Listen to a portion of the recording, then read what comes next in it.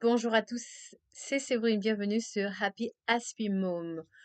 Aujourd'hui, c'est le Happy Talk et on va parler d'un sujet vraiment tabou, les violences scolaires contre les enfants TDAH. Trop souvent, le TDAH est méconnu par les enseignants, tout simplement pourquoi? Parce que dans les instituts de formation des maîtres, on ne forme pas les professeurs des écoles. Donc là, je vais commencer par les professeurs des écoles aujourd'hui, plus spécifiquement pour l'école primaire, mais c'est aussi valable pour le secondaire. Ils ne sont absolument pas formés sur les troubles neurologiques, que ce soit sur le TDAH ou le TSA. Et du coup, bah, l'ignorance entraîne des comportements inappropriés. Alors, je tiens évidemment à préciser que, en tant qu'ancienne enseignante, je n'ai rien contre les enseignants, bien au contraire. J'ai beaucoup d'admiration pour eux parce que c'est à l'heure actuelle le métier, je crois, le plus mal payé au prorata des études. Bac plus 5, on démarre à 1 800 € net pour finir peut-être dans les 2006. Donc, on voit que c'est pas normal la façon dont les enseignants sont traités. Et moi, je défendrai toujours les enseignants, je défendrai toujours la revalorisation de leur salaire parce que sans les enseignants, on ne peut rien faire. Si vous n'apprenez pas le français et les maths, vous ne pouvez pas faire d'études. Donc, les enseignants sont au cœur de la transmission du savoir. Donc, je referme la parenthèse et je reviens aux enfants TDAH. Donc, le TDAH, c'est un trouble vraiment complexe et beaucoup d'enseignants pensent avoir compris ce que c'était le TDAH et se disent oui, alors le TDAH, il y a des problèmes de concentration et on oublie les affaires. Mais c'est beaucoup plus compliqué que ça. Il y a l'impulsivité, par exemple. Et moi, je vous parle de ça parce qu'il se trouve que mon fils, qui a un TDAH très élevé, mais heureusement qui a été pris en charge tôt à l'âge de 3 ans, ce qui fait que pour l'instant, il n'a pas besoin d'AVS et ça se passe plutôt bien à l'école. Lui, il reste impulsif et donc il fait des choses malgré lui, parce que c'est ça l'impulsivité, c'est malgré soi. Et ce que je n'apprécie pas et ce que je condamne, c'est qu'il soit privé de récréation, ce qui lui est arrivé 3 fois ces derniers temps. La récréation, c'est fondamental. Priver un enfant de récréation, c'est une violence éducative, ni plus ni moins. Il y a d'autres façons de sanctionner un enfant et de lui faire comprendre que son comportement ne va pas, mais le priver de récréation, c'est pas possible. La récréation, c'est quelque chose de fondamental. Alors, je vais vous donner la liste des bienfaits de la récréation, outre le fait de se dépenser, qui est reconnue par tous les pédagogues. Eh bien, la récréation va permettre à l'enfant après d'être plus concentré, car le cerveau humain a besoin de faire des pauses. Donc, vous comprenez bien qu'un enfant TDAH qui a déjà des problèmes de concentration par rapport à un enfant lambda, si vous le privez de récréation et qu'il reste dans la classe et qu'il copie des choses, ça va être totalement contre-productif. Deuxièmement, la récréation sert à la socialisation. L'interaction entre pairs pendant les récréations est un complément unique à la classe, d'autant plus que les élèves sont souvent astreints au silence dans les classes traditionnelles magistrales. La récréation est aussi très importante pour la santé. Les jeux libres et actifs de la récréation permettent de rester en bonne santé et de profiter des plaisirs de bouger. Quatrième bienfait de la récréation, la cognition. Le jeu est le moyen dont la nature a doté les enfants du monde entier pour apprendre, se sociabiliser, faire preuve de créativité.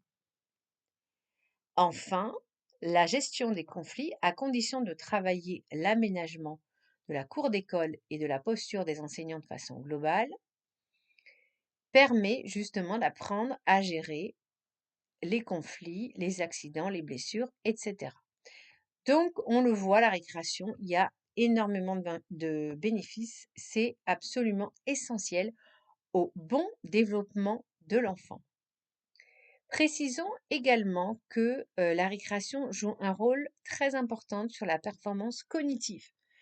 Donc, un enfant qui va peu jouer en récréation, il aura une moins bonne performance au niveau des apprentissages.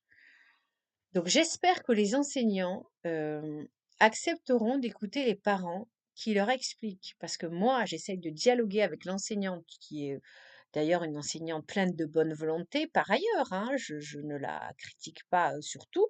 Mais là, je ne suis pas d'accord avec elle. Je lui ai dit, je lui ai envoyé un document pour qu'elle comprenne les bienfaits de la récréation. Et alors pour préciser, mon fils n'avait pas été privé de toute la récréation, mais d'une partie de la récréation.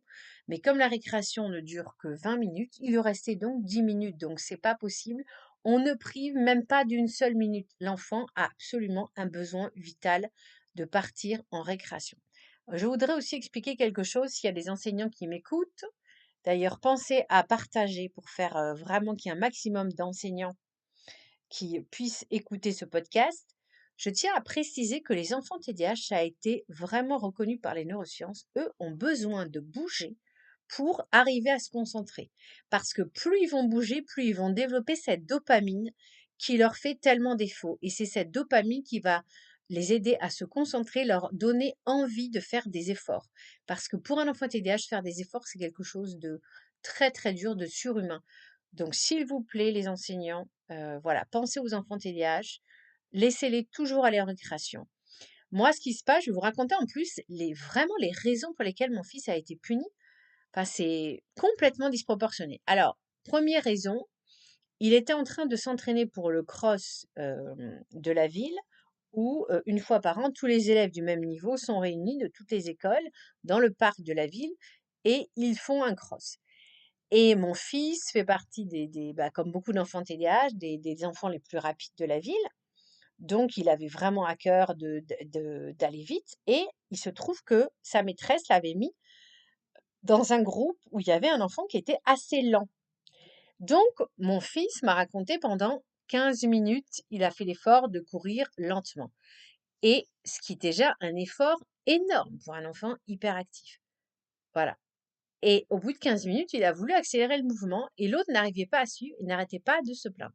Donc à un moment, ce qui s'est passé, c'est que mon fils lui a parlé un petit peu vertement en lui disant: «Mais qu'est-ce que tu fais dans ce groupe? Si tu veux pas te bouger», ou quelque chose comme ça. Et la maîtresse n'était pas là, en fait. Et ce sont des filles, et souvent les filles comme ça, elles veulent défendre les garçons qui sont pas très sportifs, qui sont allées dire à la maîtresse que mon fils avait voulu rabaisser ce camarade, ce qui est absolument faux. Mon fils est en CM2, il est dans la même école depuis le CP et jamais il n'a été puni pour avoir cherché à rabaisser qui que ce soit. Ce n'est pas du tout dans son comportement.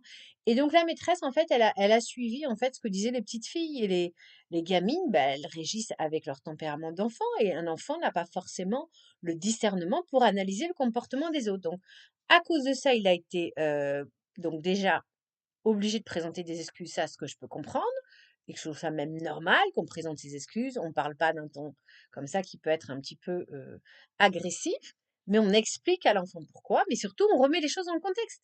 Mon fils, il a été mis quelque part dans un contexte où impossible pour lui. Il avait déjà fait un effort surhumain. Donc ça, c'était premier cas. Deuxième cas, en fait, mon fils était en classe et à un moment, il a demandé à une camarade, on ne sait pas ce qui lui a pris, mais il a demandé, pas à voix très forte, «Est-ce que ta mère boit du Fanta?» Alors je ne sais pas ce que c'est que cette non, du Sprite. Je ne sais pas ce que c'est que cette phrase, mais apparemment ça fait référence à quelqu'un qui dit ça sur YouTube. Et du coup, en fait, il y a pareil, il y a encore une fois une fille qui est allée raconter à la maîtresse et elle lui a dit: «Oui, mais c'est un manque de respect» et cetera. Alors, je ne sais pas pourquoi mon fils a posé cette question qui effectivement n'est pas une question que l'on pose en classe. On est là en train de travailler, mais en tout cas, c'est pas une question irrespectueuse. Moi, on me demanderait si mon fils, enfin, c'est quoi, un camarade de mon fils me demanderait si je bois du Sprite, bah, je dirais, je répondrais, d'ailleurs j'en bois, de temps en temps, mais je ne me sentirais pas offusquée ni insultée. Donc j'ai trouvé quand même que c'était bizarre quand même qu'on prenne ça pour une insulte. Troisième raison, c'était parce que on était en fin, de période de travail et en fin de période de travail, l'institutrice autorise les élèves à, en fait, chuchoter, ce que personnellement, je ne trouve pas du tout être une bonne idée.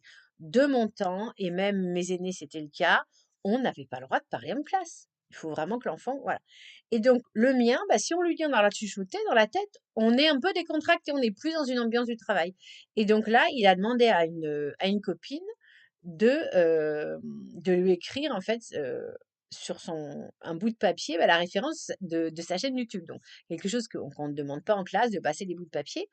Mais voilà, on était dans un contexte quelque part où mon fils n'avait pas totalement compris qu'il fallait rester sérieux et concentré puisque le travail était terminé.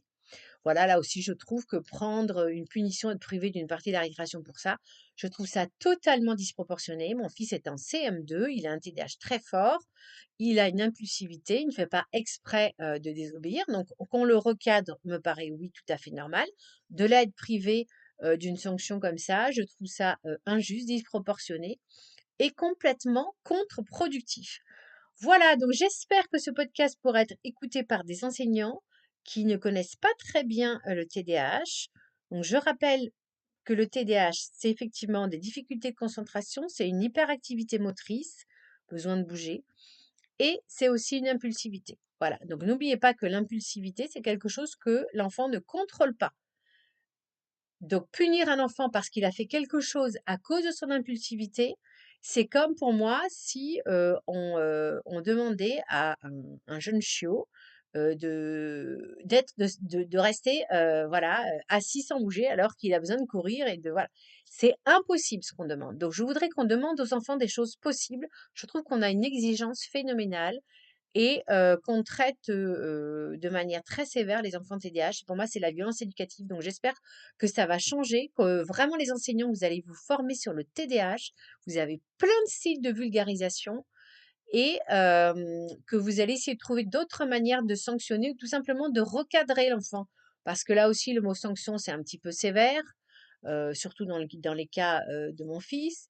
Voilà, donc de grâce pour le bien-être de vos élèves et donc pour le bien-être de tout le monde, parce que si l'élève il est bien dans sa peau, il est content d'aller à l'école, ça se passera bien, il sera beaucoup plus calme, beaucoup plus performant dans ses apprentissages.